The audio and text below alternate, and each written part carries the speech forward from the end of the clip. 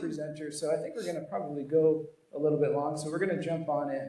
I'm not going to read the housekeeping notes. You can read them yourself. They're fairly straightforward. But we are here to talk about the homeowners market data call. So I'm Mike Conway. I'm the insurance commissioner in Colorado, and I am also the C committee chair this year.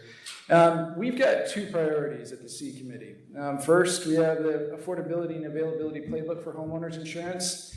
Kate Harris, our chief deputy commissioner, is leading the charge on doing that work. We're not going to be talking about that today. We're going to spend all of our time today talking about the homeowners market data call that we've been working on really the last 2 years. And you're going to hear a little bit from me to kick things off, but then you're going to really be hearing from these four next to me, the people that are actually doing the work with the data call, both actually implementing the data call that we've got at the NEIC, but then also utilizing the data. And we're going to talk a little bit more about that as we go. But to start things off, the background on the data call. So this really became a priority for the membership back in 2024. So I think probably everybody in this room understands that we were getting a lot of pressure really across the board, politically, but also from consumers about what was happening in our homeowners insurance markets. We were seeing premiums rise really throughout the country, and there wasn't a real good explanation of why that was happening from market to market. And part of the reason why I think we didn't have a good explanation of that, maybe the core reason why we didn't have a good explanation for that, was because the vast majority of us don't actually get really specific data down to the zip code level from our homeowners insurance market. Some states do, and they really could tell the story about what was happening in their markets, but not all of us did. Us in Colorado, we didn't have an ongoing data call. We actually did one in 2022. That data call cost the state of Colorado $250,000 in order to get the data to really explain what was happening in our market. So that was a pervasive problem throughout the membership. So we started to embark on this journey back in 2024 for the NEIC to really start to get data in. And I think the easiest comparison, at least from my vantage point, was data that really looked a lot like the data that we were getting and had traditionally gotten in our health insurance space. Right? We can tell everybody what's happening in our health insurance markets because of the data that we have coming in. We don't have that ability, or we didn't have that ability, the vast majority of us in the homeowner space. So we wanted to go down fairly granular. As we've got up on this slide, we wanted to get into zip code level data to be able to show what was happening. We did the data call. We got about 80% of the marketplace, the data that reflects about 80% of the market.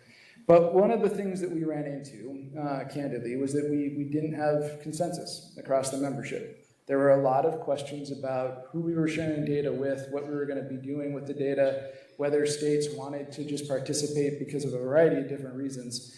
And part of it was that we moved a little bit too fast, I think, for the membership, for a lot of your bosses around the room. So we took a step back, and we formed a drafting group going into this year. Are you all on the drafting group? Everybody up here is on the drafting group.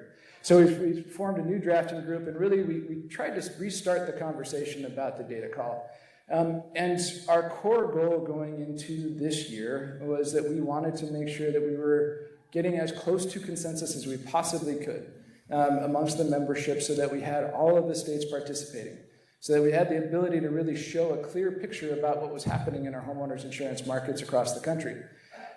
So we're doing that work right now, and part of the kind of genesis of that was who we appointed to lead that work. So Commissioner Jaworski is the chair of the task force that is doing this work. Director Gillespie in Illinois is his vice chair.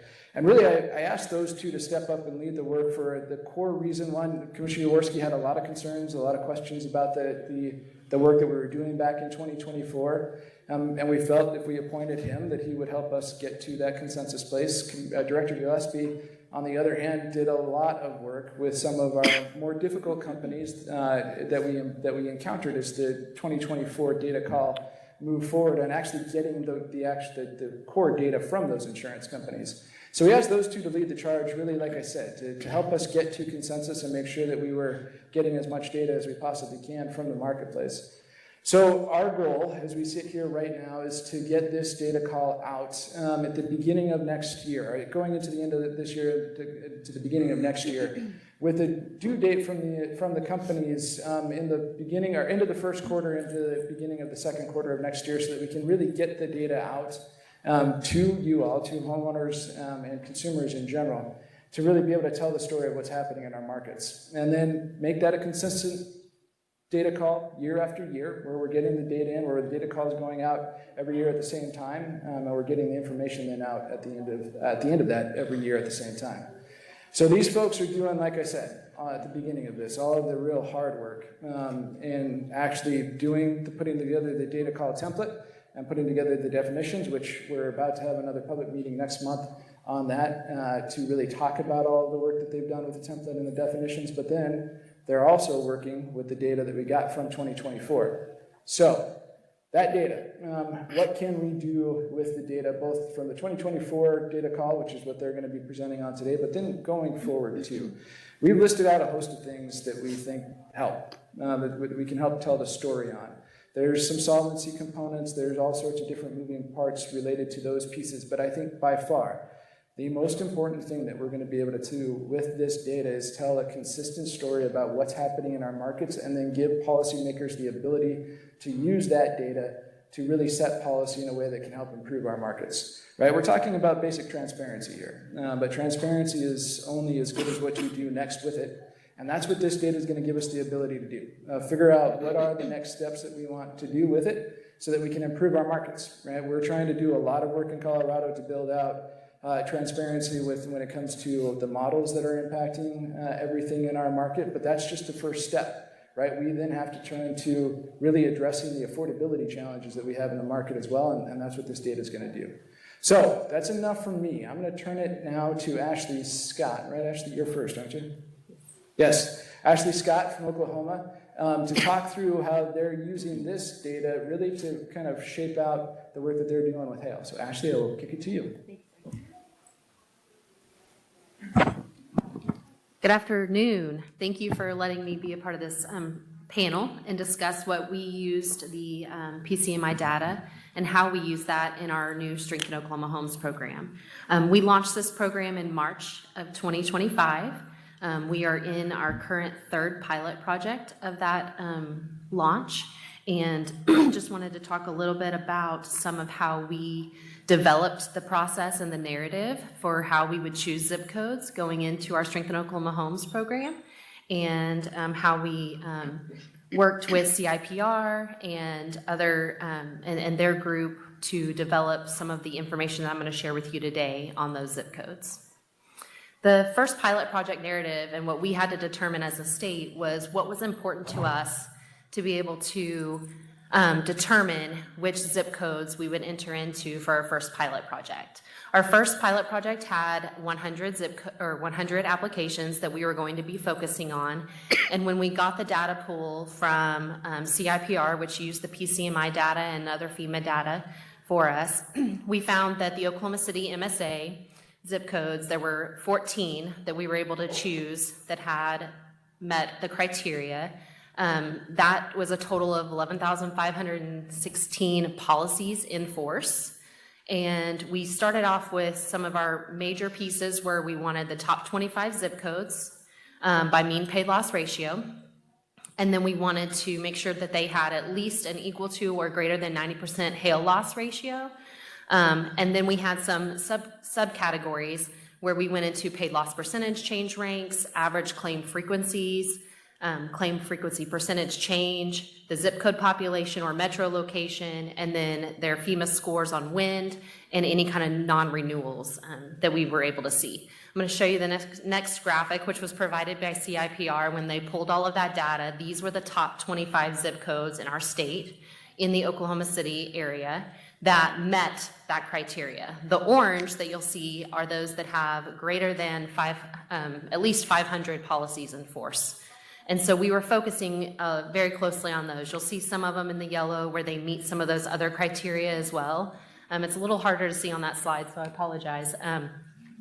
But this was the information that we received, and we're able to walk through and notate which policy or which zip codes we wanted to use for that first pilot project.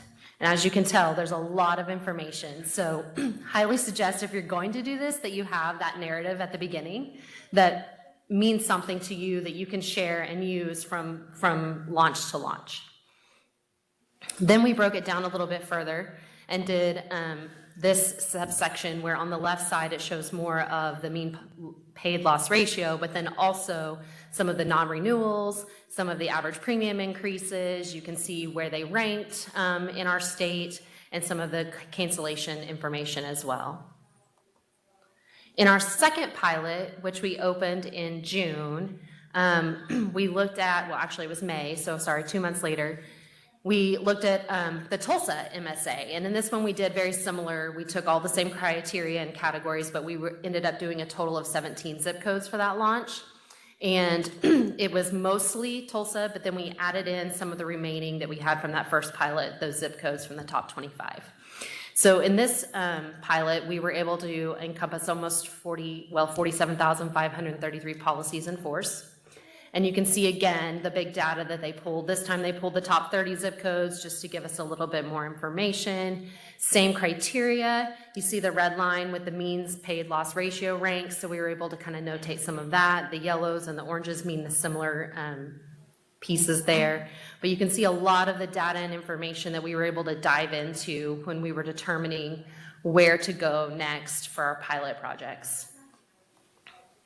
And again, similar report, but just with the Tulsa area on those main zip codes and how that played out across the non-renewals again, and where they averaged as far as the premiums and how expensive those might have been in those different areas or zip codes. In the third pilot project, we wanted to look more at a statewide option. And so initially we started including everything except for our metro locations in Oklahoma City and Tulsa. And what we found out was that the rest of the state only had 16 zip codes that met that criteria that we had used in the first and second pilot. So of course that became a little bit of a bigger issue for us because we wanted to do way more than 16 zip codes. So we started looking and we added in the house median income and population. So this was a new data pool for us from CIPR, and they did a great job of being able to accumulate and grab all of that information and add that into our current and existing spreadsheets. In the end, we ended up with 63 zip codes with over 200,000 plus policies in force. And you can see the statewide data, and the 16 zip codes that were able to be chosen were much smaller groupings, not near as many. We'll go over to this page, which has the mean paid loss ratio columns and all of the same data plus the population and median income. And then this was a graphic that they were able to provide for us on where those locations were. And so you can see, if you're familiar at all with Oklahoma City, it's right in the middle in between those red pieces, and then Tulsa is just to the northwest of there, to the left of those red along the far right side of the state border. So none of those areas were considered in this potential look at zip codes. Then you can add in some really pretty graphics with FEMA hail annual loss ratio, and this is developed and provided by the PCMI data that was done last year. We also were able to get our strong wind and population with hazard risk zip codes. So as you can see in all of these slides on the left, it shows you the population in the red.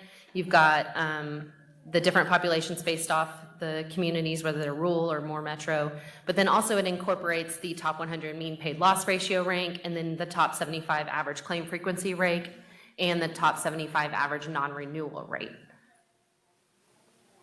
And then we incorporated all of them. So when we looked at the entire map with the entire state, with all of the data that we were hoping to use for choosing zip codes, we were able to get this really neat graphic that shows you the entire state. What we ended up doing in our last one to get the 63 zip codes was we did branch out into the where the purple cross lines are down in the further southwest corner. We were able to grab some of the Lawton area, move up through Oklahoma City, up through the Tulsa area, which is a big, huge swath right through the middle of the state, which if you watch any of our storm data, that is the area that is mostly impacted as storms come through Oklahoma through the rest of the nation. Another piece that was really, really important for us outside of the data that we were able to get using CIPR and their team was stakeholder engagement. We worked with IBHS and Smart Homes America to ensure that contractors and evaluators were aware of our program. We presented and discussed a lot of what we were going to do and how we were going to be doing it with our state roofing association to make sure that our Roofers were involved, and they knew the importance of these products. And then we did some outreach to those that were already certified by IBHS, because in most states, they probably have a handful that have been certified to be a contractor or an evaluator. When Oklahoma first started, we had just like a couple in each one of those criteria. And you'll see in a later slide, we've got a pretty robust system right now after having launched the first couple of pilot projects.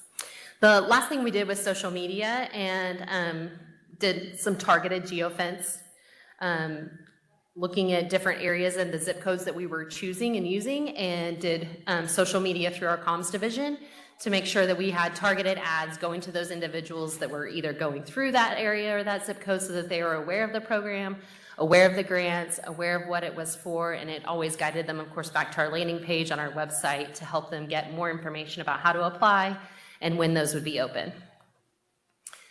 Contractors and evaluators by the numbers. As I said, we started with 8 contractors and 6 evaluators prior to our first launch.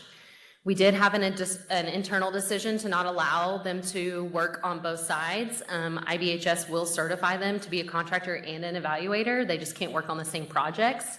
But we made a decision internally to not allow that cross work. So we currently have 23 contractors and 4 evaluators. They work statewide. Not all of them, but the majority of them. We have a handful of each that will do anything in every zip code. So whenever we decide to open up in 2026 with our next group of launches, then we will have people that work across the state. We do have 12 new contractors and evaluators working to become approved by our department. So we're excited about adding those for the new year. And then we've got a requirement that we had internally that has been very beneficial was a stakeholder meeting. So before any of the contractors and evaluators can work on any of our projects, we have a meeting with them to kind of set the playing field and let them know what the rules are of engagement and how to handle themselves within our grant program. That's it. Yeah. Eric. So we're going to turn to Eric, but I want to drive one point home from all of that data that probably 2 points home, I guess, from all of that data that she just walked us through. One, first and foremost, at least in Colorado, I'm not going to ask you the question because I don't want you to say, yes, we had the data already. But in Colorado, we didn't have this data. So we wouldn't have been able to do all of that work that she just walked you through. And it's the tools that CIPR has helped us put together. Where Jeff was? There's Jeff. There he is. To really get down to the nitty-gritty of the data and be able to present everything that she just presented.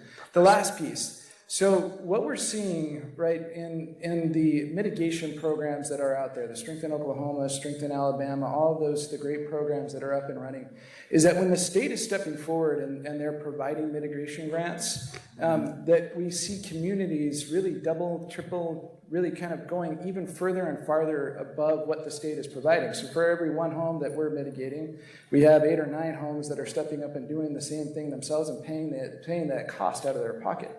And that's going to pay dividends down the line in claim costs overall. So for every home that they're able to fortify, especially when they're geofencing that work and they're really targeting that work where the hail is hitting most, they're going to start to pay dividends for their state across the board because they're going to reduce the claims that are obviously coming through on their hail experience. That's exactly why this data, the type of thing that makes this data so incredibly valuable. And it's going to, like I said, pay dividends for all of us. But Eric, we're going to turn it to you, and Eric has been helping us lead the charge on the template. So we're going to turn it to you, and you can jump in. Thank you, Commissioner Conway. My name is Eric Lowe. I'm the Chief of Data Analytics and Cyber for the Virginia Bureau of Insurance. I'm also one of the co-chairs of the Data Working Group that has been meeting pretty much weekly now for seemingly forever. One of the things as I follow Ashley, which is pretty tough to do because she has some really cool graphics and data and pictures, and as a data geek, that does my heart quite good. But one of the things that, as Commissioner Conway pointed out, prior to this, Virginia did not have data on a zip code basis. If you look at my graphic here, we could go to the annual statement data from the financial report, great solvency tool, and I had in 2022 169 companies writing in Virginia, 186 reporting losses, but I have no idea from that data who's writing new, who's writing in my coastal areas, who's non-renewing policies, how many policies did they even write? And then what's the average cost for coverage? So we would have to rely on outside organizations and places to pull data through, pull it together, and then we would somewhat anecdotally report on it on that basis. So we get PCMI data. And with that, now we can start looking at the states in a granular basis. 5 years of data, 169 companies reporting. You can see that's all the same. But now I know that there's 1.73 million policies reported in 1,111 zip codes in Virginia. I know I've got 56 companies writing new policies, 53 of whom are writing in my coastal areas. 71 companies are renewing, 71 in the coastal areas, all of them. 1% of the policies are being non-renewed by these 73 companies, 1.2% in coastal areas, which is not a huge statistical gap, but it's certainly something we never knew before. So with all of this data available to us, we can calculate an average cost of $1,448 for coverage. That's not breaking it down by the coverage forms that we got in the first iteration of this data call, but we can go so much more granular with all of this. As Ashley pointed out, having the ability to have a zip code master index for data, first time ever that we have had this. It gives us the ability to start blending it with things like the FEMA data. It enables us to blend it with census data and all of this other information that we've had for years readily available, but that we couldn't match up to what's going on in our states. So we have used this data in its first iteration to answer reporters' questions regarding the availability of coverages in our coastal areas. We had the editor of a Eastern Shore newspaper who, having read the New York Times expose or information source on non-renewals, had one of Virginia's rural counties indicated as one of the 50th highest non-renewed counties in the country. And this reporter wanted to know why. We were able to take a look at the data, demonstrate that the New York Times database only had about 20% of the house exposures in Virginia due to a methodology that wasn't designed to talk about Virginia. And we were able to craft a coherent response that actually made sense. We were able to back it up with information from our FAIR plan that shows in that county over the same 5-year period that we had PCMI data for, that there was an actual decline in the number of writers or the number of policies written in our FAIR plan. We've created a beta tool to identify insurers writing new coverage in a 20 zip code area around consumer zip codes. So we have not rolled this out yet, obviously due to the considerations of privacy or confidentiality of the data.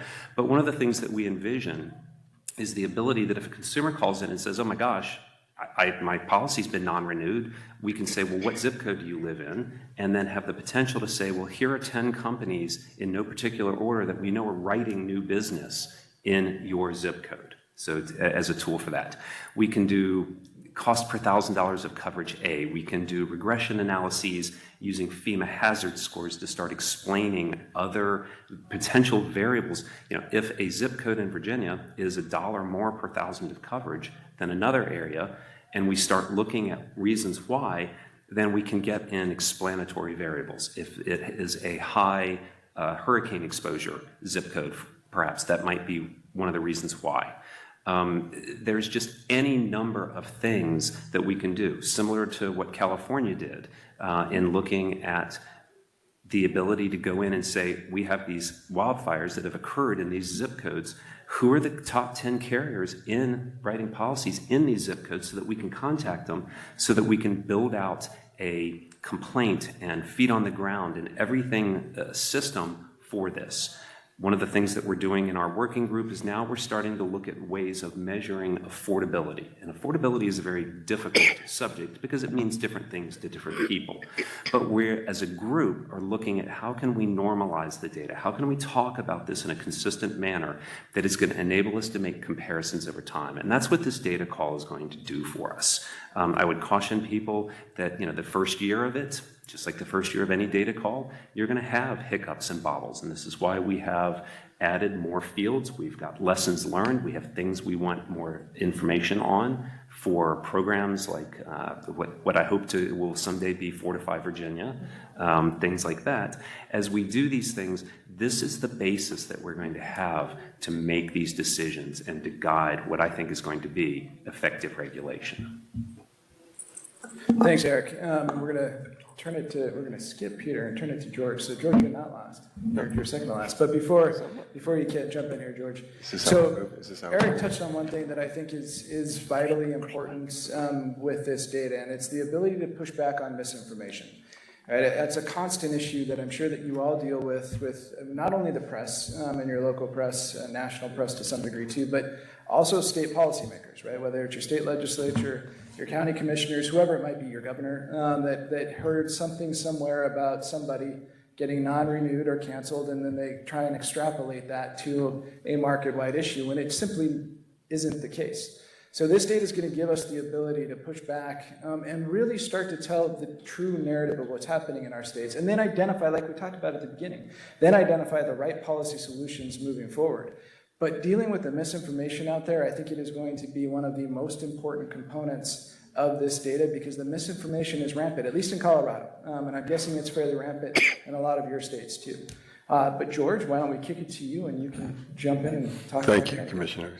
Thank you, and I can't emphasize your point. I think the data is going to be critical to helping us make informed policy decisions as we look at the information here, and help, if necessary, craft legislation to address issues when we see them, because we'll have better information.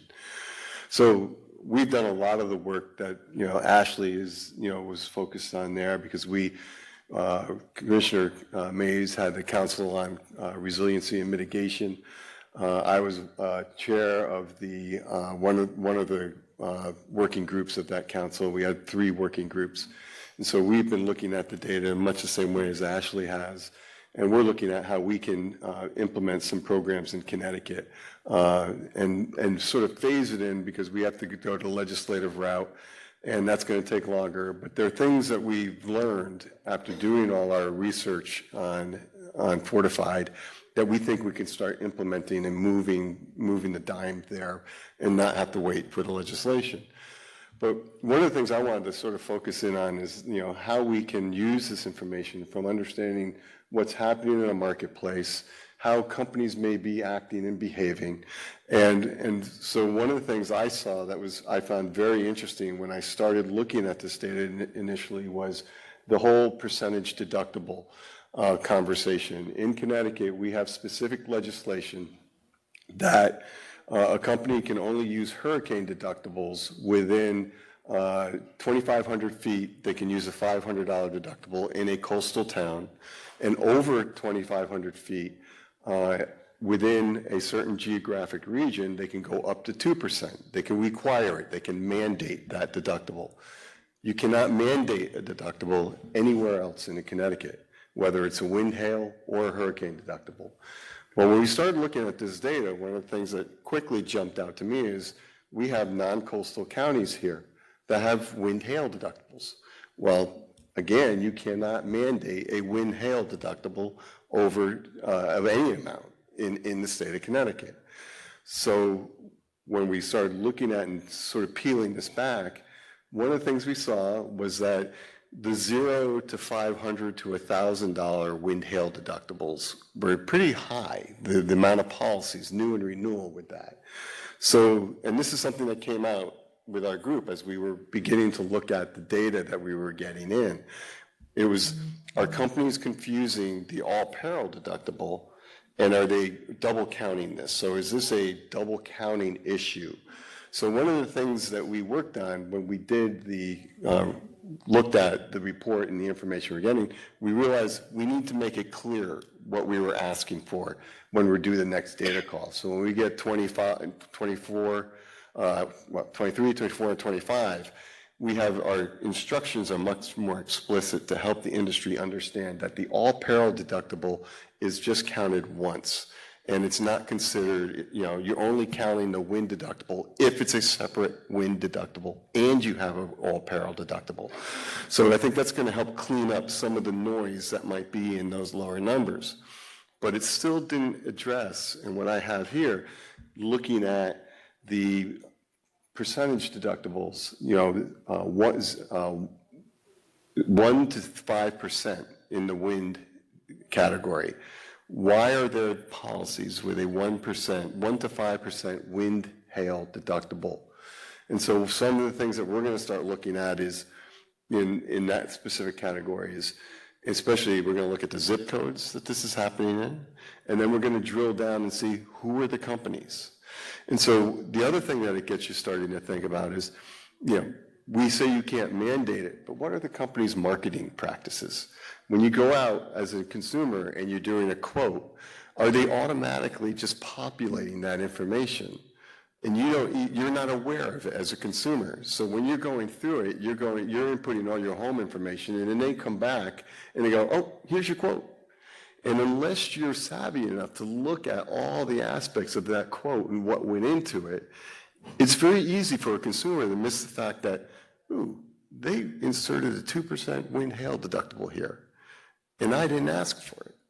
But if I don't click it and say I don't want it, guess what? A policy is being issued with a 2% wind hail deductible. And this may help us as we start drilling into this with our policy decisions. How do we address this with the companies? How can we get the company to be more transparent for the consumer when they're shopping, to know that, hey, you have to say, I don't want a 2% wind hail deductible. And because the company, when they file their guidelines with us, we will not approve guidelines that have a requirement that mandates a 2% wind or any wind hail deductibles. And we also saw this trickle into the next slide when we looked at hurricane deductibles. As I said in the beginning, we allow hurricane deductibles within certain geographic regions, and they can be mandated only within those coastal towns in those regions. Non-coastal zip codes cannot have a hurricane deductible mandated. It's optional. But again, when you look at these numbers here, new and renewal, we came across the same fact that more and more policies were showing a 2% or 5% hurricane deductible. Is this the consumer's choice? That's what, we understand, and that's one of the things with this report that's going to be, this data that we're going to get is understanding what is the coverage gap. And as more and more consumers start choosing higher deductibles, are they doing it because that's what they want, or is it what the companies are pushing them toward? Because we know that, as we've all seen, all our homeowner rates have gone up significantly in the last 3 years. And so consumers are going to be making decisions. So they might decide and say, I do want a $5,000 deductible. But we need to make sure that it's, the consumers making those choices. It's not being forced upon them. And that's one of the things that I think where we can use this information to help us understand potential marketing practices and transparency within that whole selling of coverage to the consumer when they're buying coverage in the first place. So this was just one component of how we can look at the data that we're getting now that we didn't have before, that makes us say, what's happening here? So as I said, we're going to start looking into, in more detail, down into the zip codes, is it a few companies? Or is it everyone? Who's doing this, and why is this happening? So when we can have real conversations with the company and say, help us understand, why do you have so many policies that you're having these higher deductibles? Are these consumers choosing this, or is this your marketing practice? So that's just another way to use it. And Aaron, we'll make these public on the website, or we're going to send them out separately? One of the two. So I know it's a little bit difficult to see all of the data that's up there, but to support George's point there. So one of the challenges that we have in Colorado right now is that we have more and more homes being transitioned to a percentage of the value of the home for a hail deductible on their roof, which for all intents and purposes means that people are self-insuring their roofs really throughout our metro areas, or huge swaths of people are self-insuring their roofs. But I think the key underlying issue there is that it means that our affordability challenges are far worse than just the increased premium that we're seeing. Right? We've seen substantially high premium increases in Colorado in our homeowners insurance space, but that's being masked to some degree because people are transitioning their deductibles to a percentage value of their home. If they kept their deductibles flat, those premium increases would have been even higher, which just, when we have the ability to go out and tell that story with the data to policymakers, to legislators, it gives us a greater opportunity to find the affordability solutions that I think our markets so desperately need. But now we're going to transition to a man after my own heart because he doesn't have any slides. And Peter Brickwood is going to talk about what is going on in Minnesota. So Peter. Thanks, Commissioner. One of the great things about being last on the panel is all your friends talk about all the cool things that they're doing in your state, and I would just be repeating things that we're trying to copy from them, and my slides would be pale imitations of theirs. I would maybe 3 things that I'd emphasize from my colleagues' presentations that I think are really important. Ashley talked about kind of having that narrative before you start the project. Such an important bit of conversation with insurers and with consumers, just having that intention of, we have all this information now, but understanding what you want to try to do and explaining it in pretty simple terms is going to help that project go forward. And Eric, your list of things that you're doing with it is like in that same vein. And George, talking about like how you can now use this data to inform public policy conversations or decisions. We just had the first meeting of a new legislative task force in Minnesota on homeowners insurance, and this is going to be part of that conversation that will be able to bring a much more informed look for policymakers as we look to make recommendations for next legislative session on how to improve affordability and access in our state. One thing that we are doing differently in Minnesota, and it's another project with CIPR and Jeff and his team, in 2023, when we passed the Strengthen Minnesota Homes law, which we've not yet launched, we in parallel also required insurers to provide a mandatory premium discount or rate reduction to consumers on who have a fortified roof. And we're a file and use state. So our P&C team, which is great, our actuarial team and our filing team are set up appropriately. Like we are staffed and we're resourced, and our procedures internally are for a file and use system. But this mandatory premium discount was passed as prior approval. And so we have to figure out how we're going to operationalize in a different kind of model just for this particular type of filing. And so we have been working with CIPR on a voluntary data call, working with carriers in our state to help us build an expected range of where we will hopefully see carriers coming in with their filings. And the purpose of us doing that work, and Jeff and his team could explain the details of how they're sort of crunching those numbers, is so that we can build an effective regulatory program in our office that's efficient for filers. And so in a nutshell, it's, you make a filing, you're in the expected range, we're going to design our regulatory procedures for looking at that filing one way. But if you come in and you're outside of that expected range, we're going to maybe have a different set of questions and do a different set of analysis with you. Having that information informed by the PCMI data set and working with our colleagues at CIPR is something that we probably couldn't have done ourselves. We would not have been able to sort of break resources away internally in our office to devote to this kind of project without sacrificing some of our ability to do all of the other things that we're responsible for. And so leveraging some of those NEIC assets is something that I would encourage people to reach out to your colleagues at NEIC and in CIPR to be able to explore. But having those resources, especially if you're a small, mid-sized department even, is something that really can help you think about how you do your job in your office as efficiently as possible, which ultimately is going to help serve consumers. And in this case, we think help save them some money in a situation where if people are doing some proactive work to their home, they're going to stay safer, they're going to stay healthier. We'd like that to be something that also saves money for them too. Thanks, Peter. So we've got about 10 or 12 minutes left here, folks. So we're going to open it up to conversations. But hopefully, really our main goal here today was to give you kind of a snapshot of how different states are utilizing this data in a variety of different ways. You all are going to have the ability to use it in ways that really you need for your own state purposes. But we're hoping that through kind of these examples, we'll encourage you all to go back to your your commissioners or your superintendents or your directors and tell them that you should participate in this data call.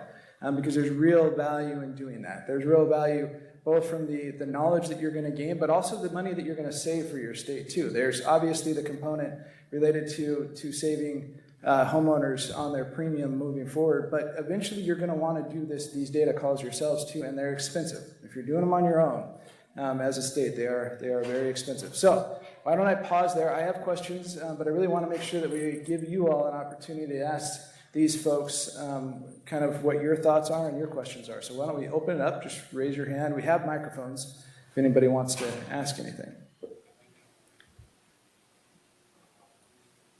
Okay. Oh, there we go. My question is, what sort of QC do you do on the data? I mean, that all the time, certain companies submit the most terrible data to the Department of Insurance. You spend months QCing the data. What are you guys doing on your side to ensure that the data makes sense? Go for it, Eric. You want to start? Okay, well, that's one of the ever great problems, as you know, doing data calls. So this was the first year of the data call. What you heard George talk about was improvements and things that we saw in trying to answer specific questions. But there was a very robust data testing and checking methodology implemented by the NAIC.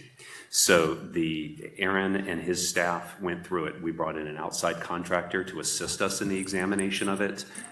We went through, we queried things. One of the biggest problems that a large number of us noticed immediately was that in our instructions, we'd ask them to report for, let's say a Virginia policyholder, and I have zip codes in New York. Yeah. And, in looking at that, when you're sitting here going, okay, what happened? Well, through the quality control and the data checking process, we identified 2 companies who were giving us the mailing address of the policy, not the physical location. So these are the kinds of things that Aaron and his team at the NAIC were able to identify and go through. We had my data group looking at it. We all know our states better than anybody, okay?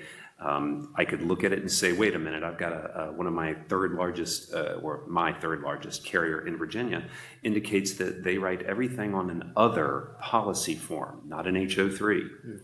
And it turns out that this particular company said, well, we don't call it an HO3, so we just stuck it in other. Okay, well, in spite of the instructions saying, categorize it the closest that it is to one of these industry standard policy forms. And that was one of the things that Aaron and his team caught as well.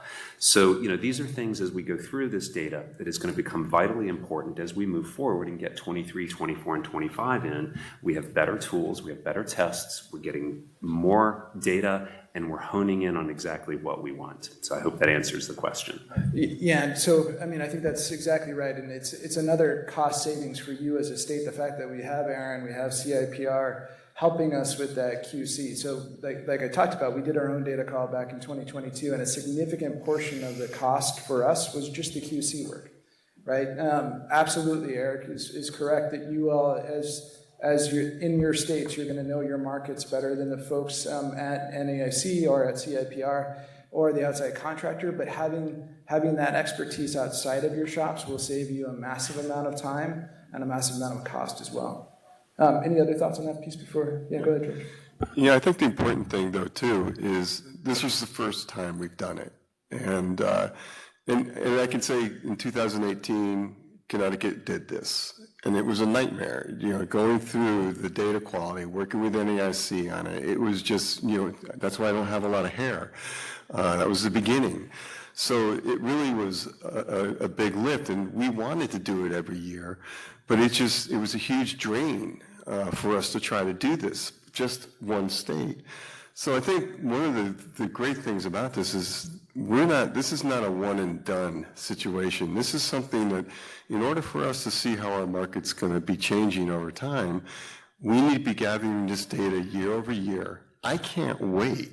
I'm like a kid waking up in the morning for Christmas for 23, 24, and 25, because I went into this, and I still have my assumptions, because we have 2018 to 2020, and then to me, I'm thinking there's going to be a big change in that data from 20 to 25. What we're seeing in pricing, values of homes.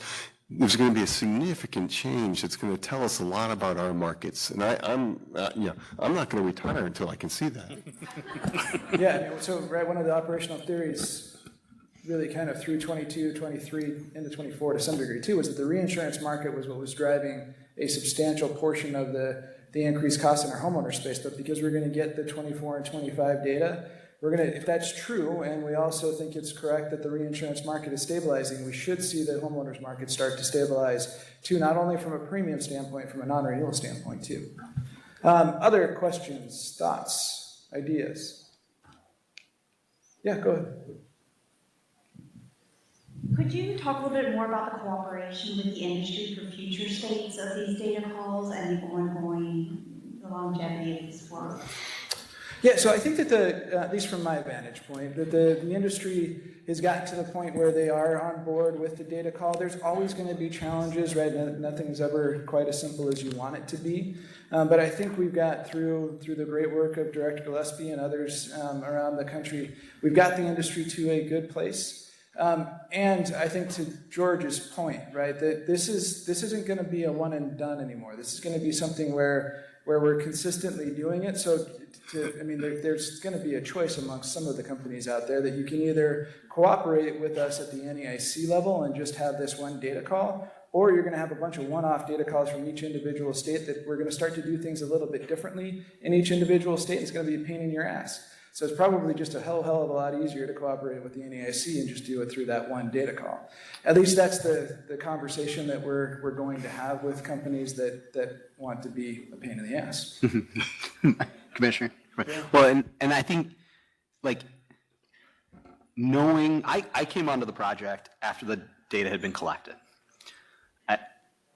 And when we started thinking about our voluntary data call on the side, we sort of quickly realized that we had started talking to the carriers about it before we had explained what we were going to do with the information.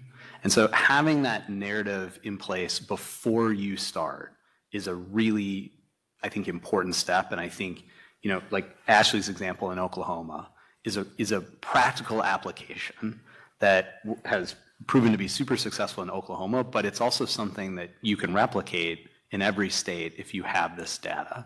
You can think about mapping and seeing visually where your risks are and thinking about how do you utilize finite state dollars to incentivize risk mitigation and making things less expensive for everybody in your state.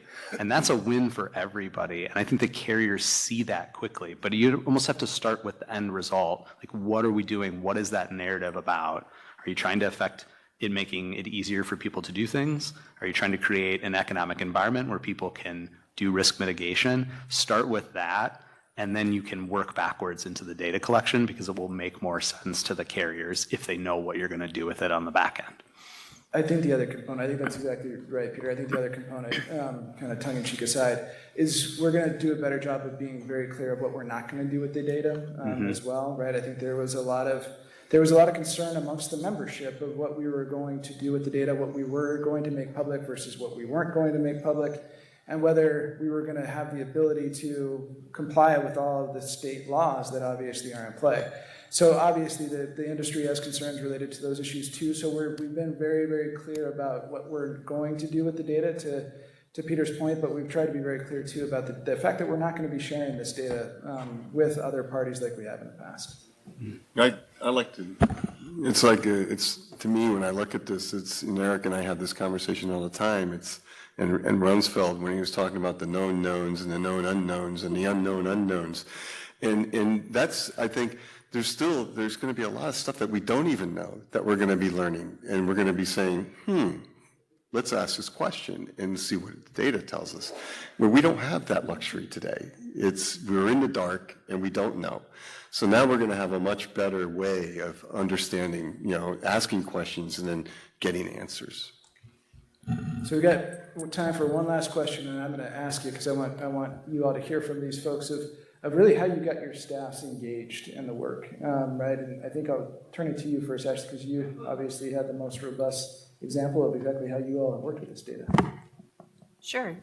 So I think our staff engagement was merely just pushing forward the program, and then knowing that we had to come up with some type of a dialogue of how that was going to be laid out for consumers to understand, for our legislators that passed the legislation, for them to understand what that was going to look like and why we needed this program and how it would benefit our consumers in our state with their homeowner premiums. Using the CIPR and their resources, we could not have done this without them. So kudos to Jeff and his team. They made this possible for us to be able to provide all of the data and the slides that you saw today. And so working with them and our teams to determine how we wanted to impact the areas of Oklahoma and what areas and what that looked like at a statewide view, so that we could then narrow it down and pick those pilot projects, so that we could go back to our legislators and have an explanation for why we chose these zip codes in that first launch and the next and the next after that. And so that was really the biggest piece of that, was for us to have something to go back to our partners at the state level to make sure that they understood that this was data-driven and not just picking and choosing favorites across the state for these different pilot projects. All right, folks, we're going to have to leave it there. We are out of time, so please join me in thanking this great team up here. Thank you.